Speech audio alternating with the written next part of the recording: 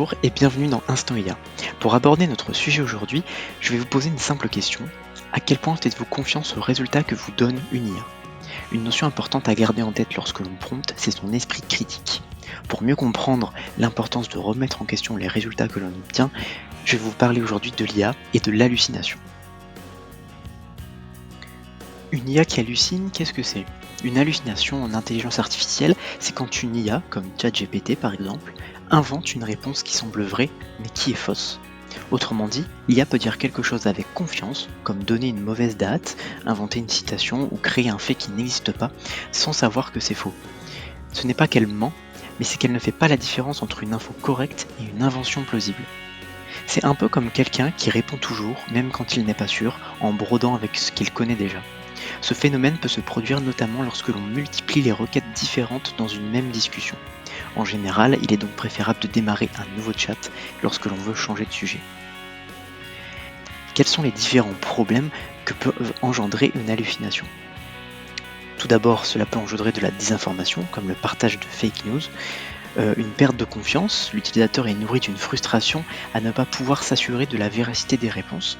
Cela peut donner également de mauvaises décisions, et ça peut s'avérer critique quand l'IA est intégrée à des systèmes dans le domaine de la santé, de l'informatique, des services publics, etc. Et ça peut engendrer aussi un impact sur la crédibilité. Les hallucinations sont bien formulées et crédibles, ce qui les rend difficiles à détecter. Pour s'assurer de la validité d'une réponse, on peut procéder de la manière suivante. Tout d'abord avec un premier prompt, où on fait notre demande de manière optimisée avec la méthode RCT. Dans un second prompt, nous allons lui demander de générer une liste de questions pour vérifier les affirmations factuelles de cette réponse de base par rapport à la requête originelle. Ensuite, dans un troisième prompt, nous allons lui demander de répondre à ces questions. Et enfin, dans un dernier prompt, en tenant compte de la requête originelle, de la réponse de base et surtout des questions de vérification et de leur réponse, on demande à l'IA de générer une réponse finale vérifiée et corrigée. On peut également utiliser un prompt qui réunit ces 4 autres prompts, donc un prompt global tout en un. Tu es un expert en recherche d'informations, tu disposes de toutes les compétences pour trouver des informations clés, les analyser, les traiter et les partager avec tous les types d'audience. Ta mission est de répondre à la question ci-dessous en utilisant la méthode Chain of Verification. Fournir une réponse provisoire à la question, générer une ou plusieurs questions permettant de vérifier la validité, répondre à ces questions de manière factuelle et rédiger la réponse finale.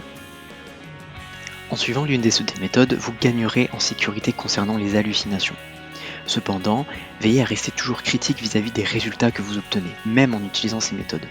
Si vous avez le moindre doute sur la fiabilité d'une information, n'hésitez surtout pas à la vérifier.